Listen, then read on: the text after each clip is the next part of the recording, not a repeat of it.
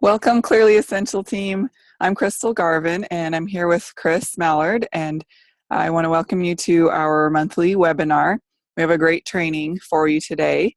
And Chris, I'd love for you to go ahead and introduce yourself. Tell us a little about you and your doTERRA journey. Sure thing. Thank you for having me on here and asking me to do this webinar with you.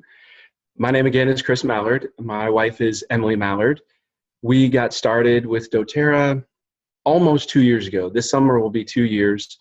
And probably like many of you, my wife is the one that got us into the oils, did a lot of research, and came across doTERRA through a lot of friends.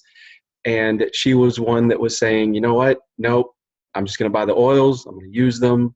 I am not going to do this as a business.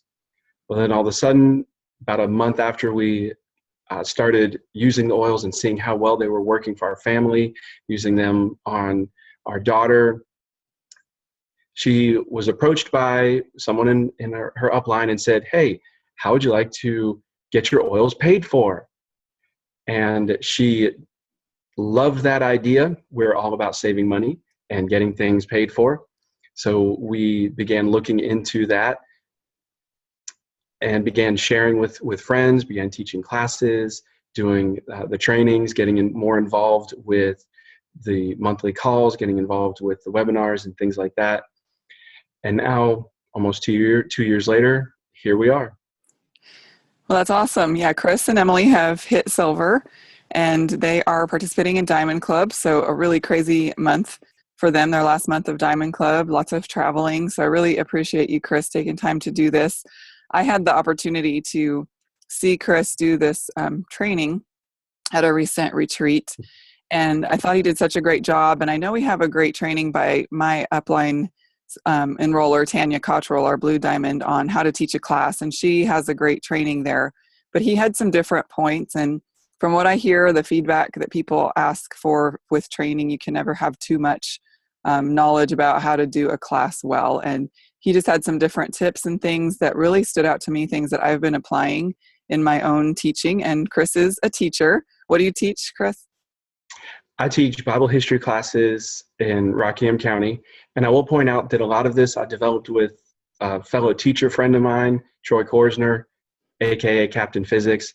And combined, we have over 30 years of teaching experience. And we got together and came up with this. And we just love helping people with oils and love helping people with teaching. That's a passion for both of us.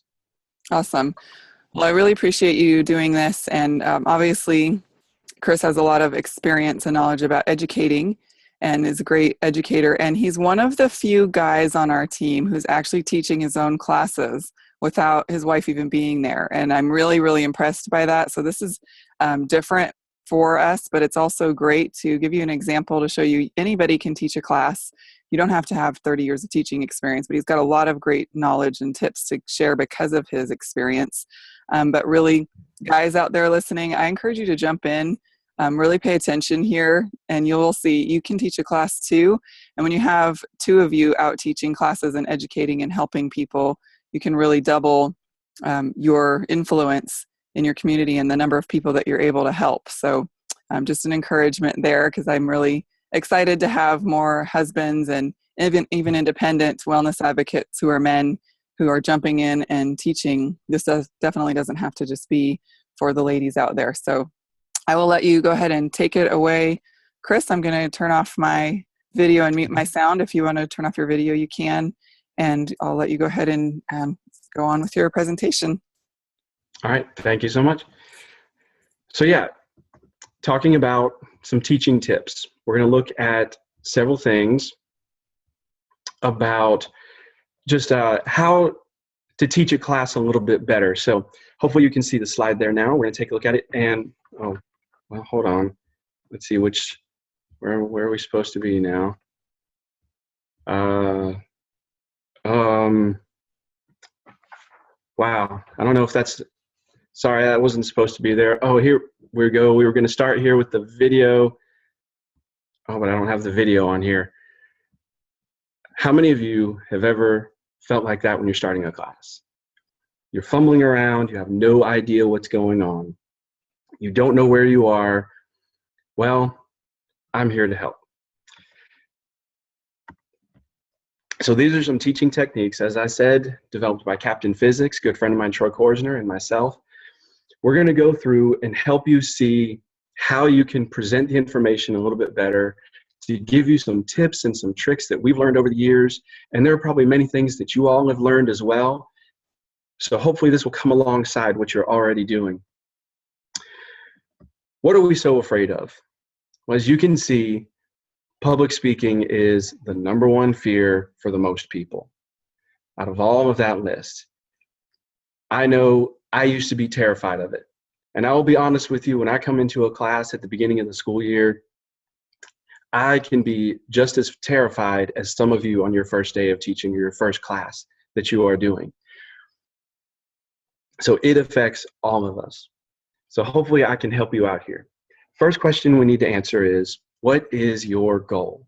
What is the goal of you teaching your essential oil class? Do you need to present all the material? Well, hopefully you're not doing that, because no. If they learned most of the material well, then you have accomplished the goal. You don't need to present every single thing in the class in a box. You don't need to present every single thing on a tear sheet. You don't need to go over all of it. They just need the basic information. Getting that across to them, you will have done your job well. Too many times when we're teaching, we tend to teach like this. We're shooting at a target with buckshot.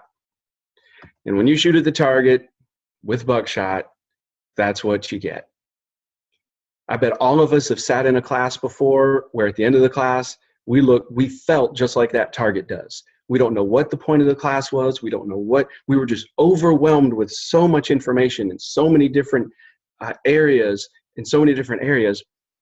that we had no clue what the whole point was of the class. We should be teaching like this, with a rifle shot. And with a rifle shot, you'll notice quite a difference in the target.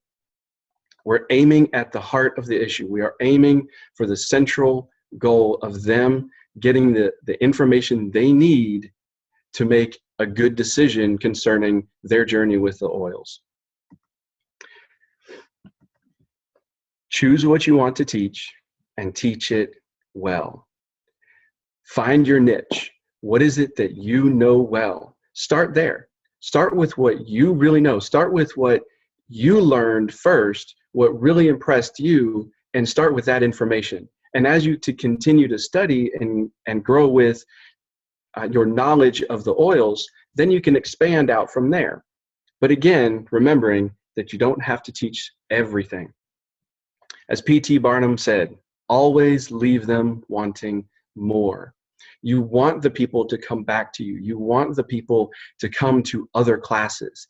For instance, you want them to come to membership overview classes. So you don't want to present every little thing in your very first class for those people. So how can we get ready to teach?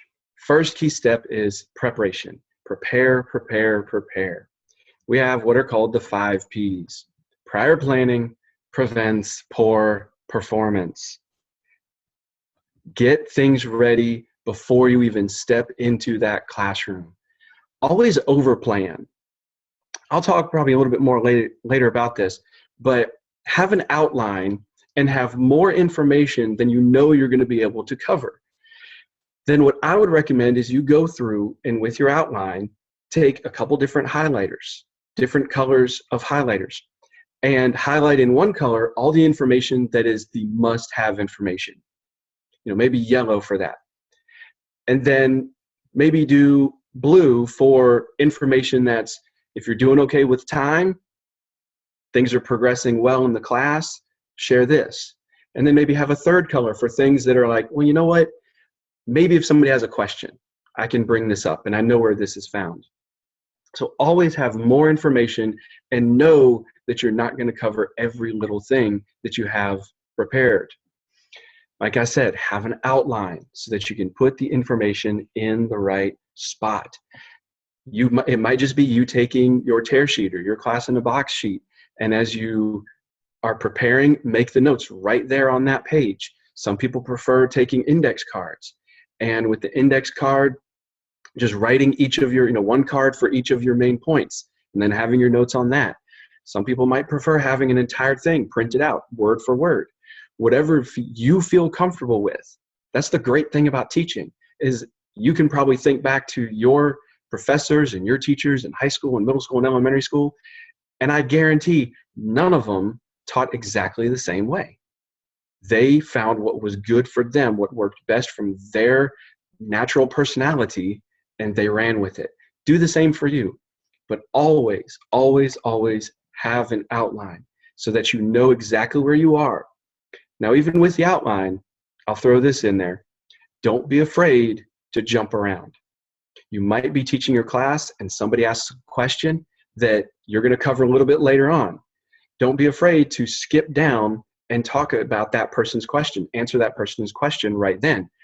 But if you have the outline, it makes it easier for you to jump back. So you can bounce around a little bit, but having that outline, knowing where you're going to go, it's easier if there's a question that takes you off topic or takes you out of your outline, that you can get veered back in. With your preparation, one of the things that is big for me in starting any of my classes is, what is your hook? The hook is that thing that's going to draw people in, to get their interest, pique their interest right there at the beginning of the class as you're starting. The hook that I gave you guys, I was fumbling around a little bit. I was unsure of where I was. And I hope that it actually got your curiosity piqued as to, wow, how in the world is this guy going to be able to teach me anything? And it made you want to listen. So find something that you're going to do. Maybe it's your testimony of the oils. Maybe it's how a specific oil helped you in a certain area. Maybe it's an illustration that you have. Maybe it's a short story. Maybe it's a testimony from the host of your class, or someone else that you know is going to be there. Whatever it is, write it out.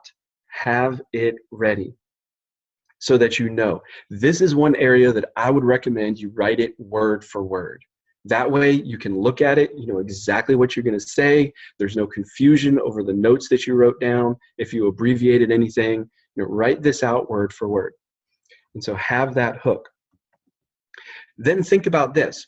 How are you making the transitions from one idea to the other idea? Here again, I would recommend you write that sentence out word for word. It just needs to be one or two quick short sentences. Something getting you from, like if you're doing the class in the box sheet, when you're answering what are essential oils, and then you're going into what makes doTERRA's oils different. Come up with your transition statement. What's that one sentence that's going to get you from point A to point B? Write that out, highlight it, put it in that color that you've got to read this. No matter how many times you've taught, look over the lesson before you teach the class. Every single time. You'll see why at the end of the class. There's some things that I'm going to suggest to you that will help you out in preparing for your next class. And so I would recommend you go over those notes, look through them. Might just be skimming through, might just be scanning over the page real quick, because hopefully you're going to jog your memory. Maybe you thought of, when you were teaching a class, of a brand new illustration, or you thought of a better way of wording something. Look over that lesson so you'll be reminded of that, so you can go into the next lesson, so you can be ready to teach that class. If you are team teaching, set it up days before what the responsibilities are. I mean, I've been guilty of finding out I was team teaching with somebody that day or a few days before, and we didn't set things up, and it made our transitions a little bit weaker than they could have been, because we didn't know exactly how we were going to hand over the presentation to the other person. This is where you need to have that transition also written out. How are you going over to the other person? What are they going to say to bring it back over to you? So that the flow of the class is going very smoothly. Because if there's any dead time, if there's confusion, that's when people's minds start to wander. And that's when you start losing the attention and the focus of those class participants. I would really recommend this. I do this with my classes every single day. Have them do something or read something while they're waiting for the class to start. As people are coming in, you're greeting them, you're talking to them. Then as they're getting their seats, wherever you're doing the class, have something that they're filling out, something that they're reading, something that they have that's engaging their mind to help them get ready for this class, to prepare them for it. At my school, we call them, bell ringers, or I call it my daily warm-up, something that's warming up their minds, getting them ready to learn about essential oils. Like I mentioned, interact with the people before the class begins. Talk to the people. Don't hide behind a podium or hide behind a stand or the table or something like that. Don't just talk to the host. Meet the people and greet them while they're coming in, because most likely you're going to be asking them questions like, have you ever experienced essential oils before? What do you know about them? And they're going to share with you. They're going to be open because hopefully they know they're coming to an essential oil class, and that your host didn't trick them or anything like that. So talk to them. They're going to be willing to open up at that time. They might talk about a specific condition they might have.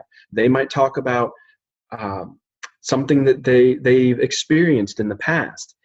And as you're talking to them, you're going to be doing two things. Hopefully you're learning their name, so that in the class, when you're teaching, you can call the people by name. And then the other thing, if they have something, if somebody comes to your class and they've already had an amazing experience, go quickly find your outline, go quickly find your notes, and put that in there. And maybe ask the person, would you mind sharing that with the class before you start the class? And then put that in there. If they say yes, find your outline, add them in, and highlight it if you brought your highlighters with you, so you don't forget to do that. One of the key things, big things, start your class on time. By starting your class on time, you are telling the people that are there that you respect their time, that you are grateful and thankful that they made it a priority to be there on time, and so you are starting there. Don't talk about how many people are not there. Talk about the people that are there. Don't start saying before you begin your class going, well, so-and-so was supposed to be here, and this person said they were going to come, and well, I thought we were going to have 5 or 6 people. You do that, you're shutting off that person. You're telling them that their time and they're not a priority. So focus on who is there. Start on time. Tell them, I appreciate you. Thank you so much. You don't even have to say those words. Just by the fact you start on time, you're showing that person, thank you so much for being here. That other thing, don't apologize for things that the class doesn't know anything about. If you were going to make on-guard apples, if you were going to do some guacamole with essential oils in it and you forgot, but the class didn't know anything about it, don't apologize for that. They didn't know. You don't need to apologize. The reason you don't need to do this is because it can weaken your credibility as the teacher. Automatically at the start of the class or in the class, you're setting them up for believing you're not the expert. You're not the one that they can really learn from.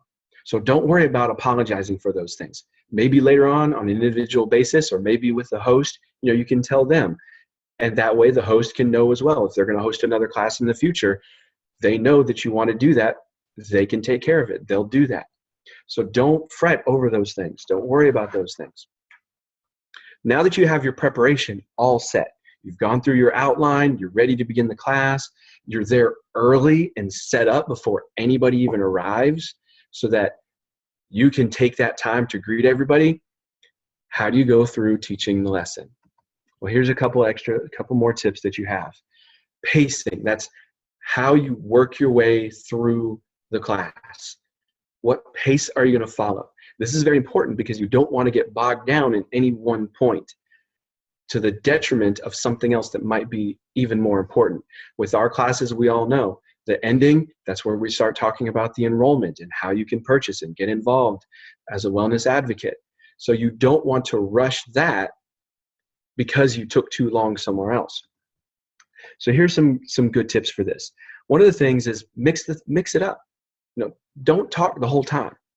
People don't want to hear you talking nonstop for 30 to 45 minutes, although you're listening to me do that right now. Besides me, right?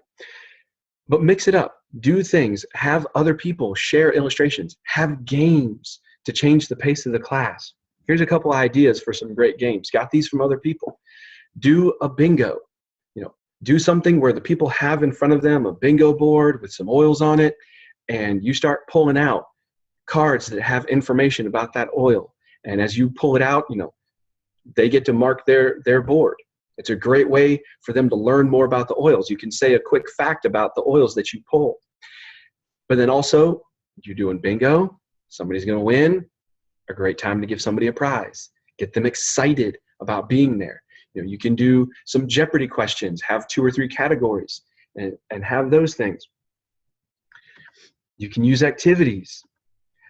This comes from Terry and Troy Korsner. They came up with this one. Well, actually, both of these. Find the imposter. They took our essential oils and essential oils from somebody else, and from another company, they put them into matching bottles and passed it around and asked them to look at it, smell it, see if they can figure out which one was the imposter.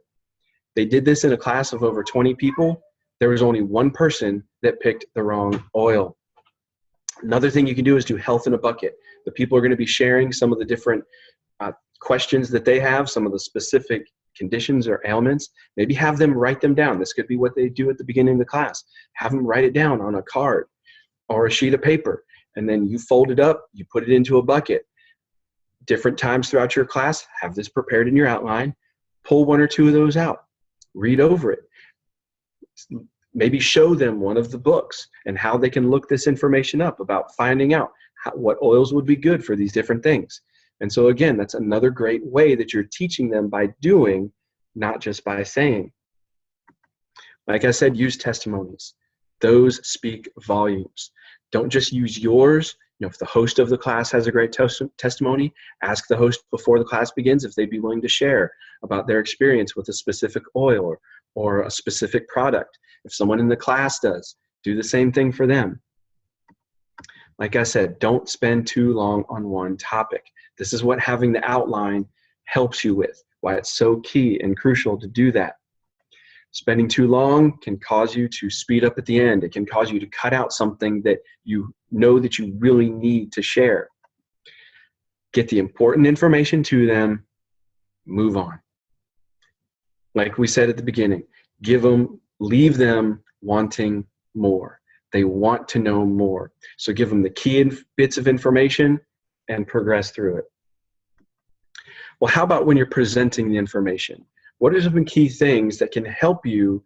You've prepared everything. You've got these ideas about the pacing. Well, now you're actually getting into the meat of the class. Presenting it. Some verbal things. As best as possible.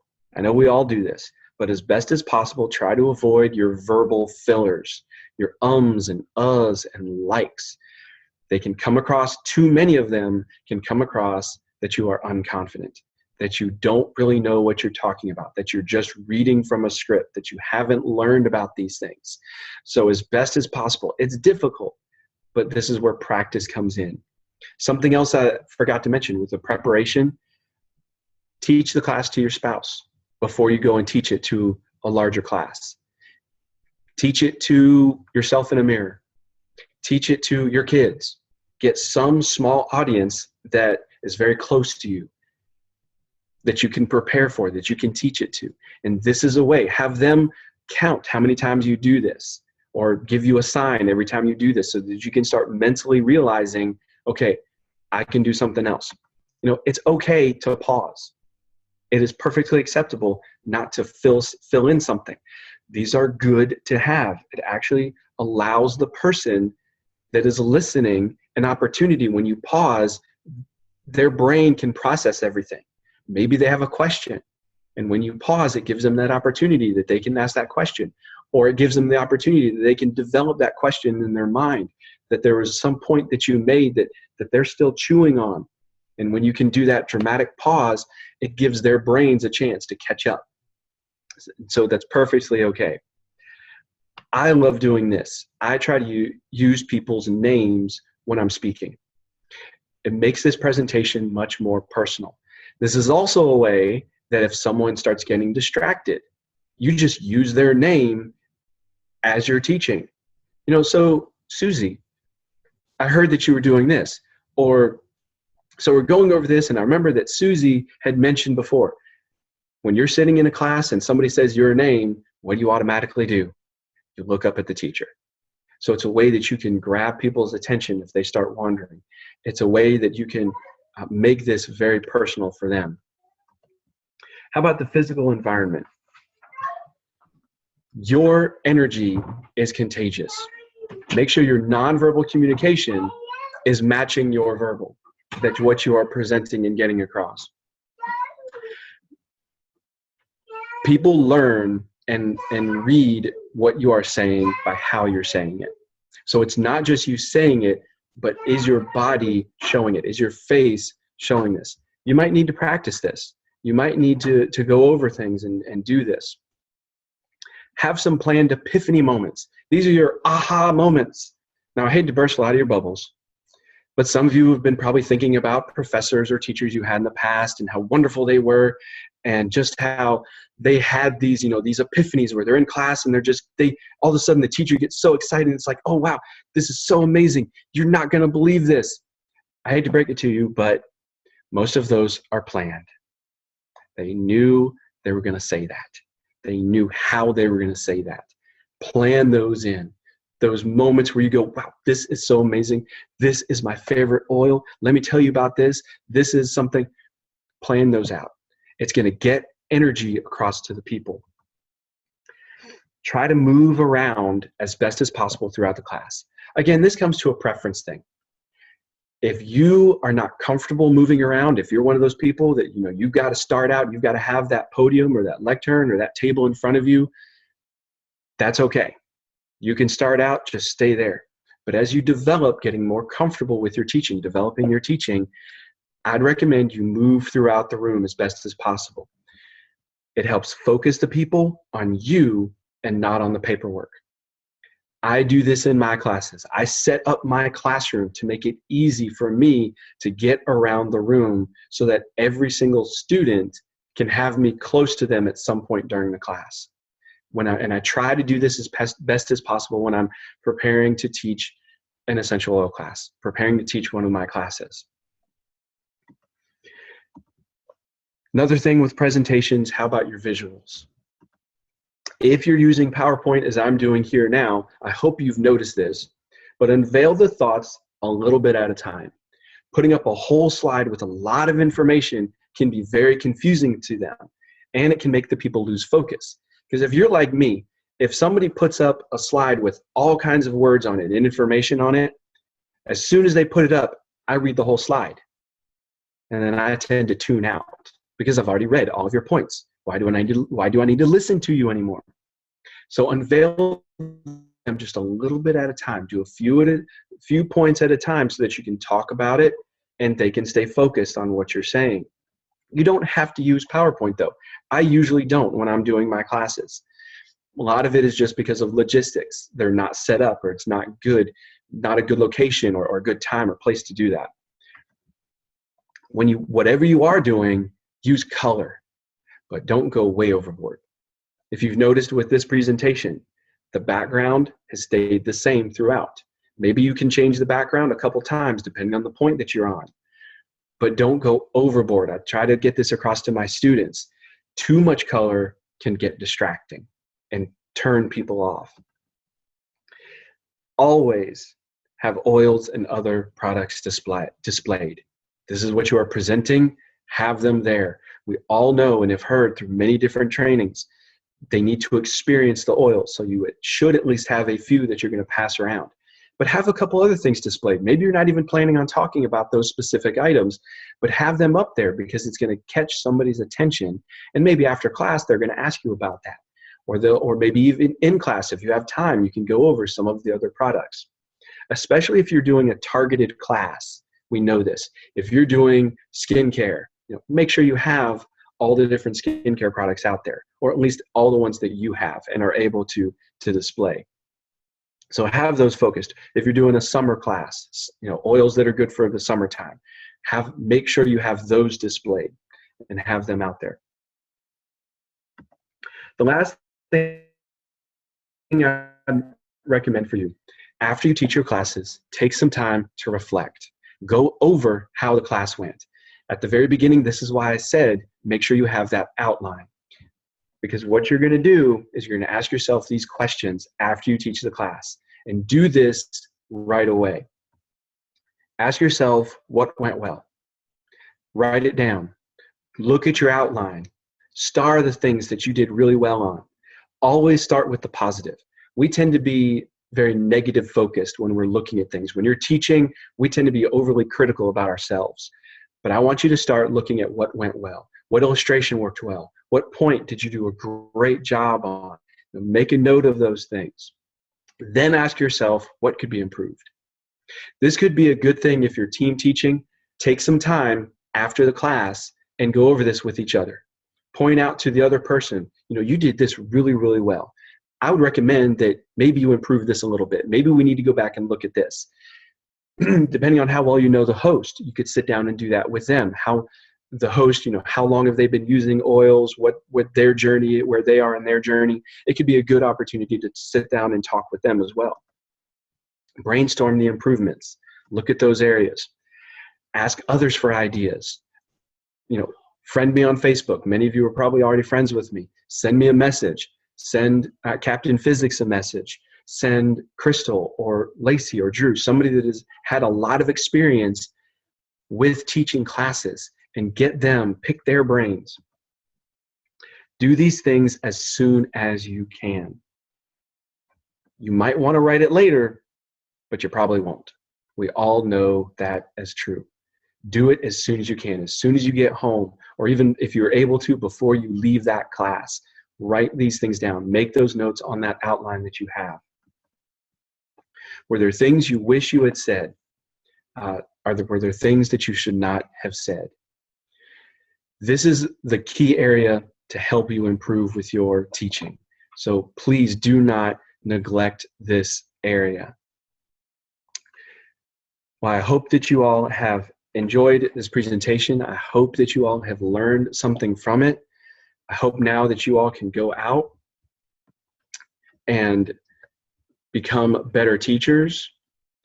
As I said before, please feel free to contact me if you have any questions. If there's anything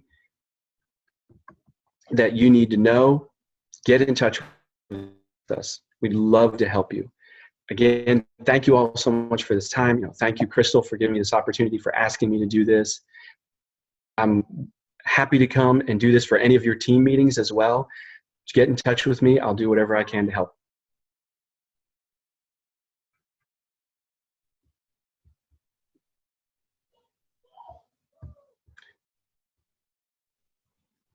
Crystal, I think you still have yours muted. You're right, I did. That's awesome. Thank you so much. I'm sorry about that. And appreciate your time. Awesome information. I hope everyone took notes, and thanks for the generous offer to help out our teams with this presentation as well. And I look forward to the feedback. I look forward to giving away something for those who watch this in the first couple weeks of June, but this is timeless, so you can watch this and benefit from it and share it with your teams at any time. So thanks again, Chris. Appreciate it. You're welcome.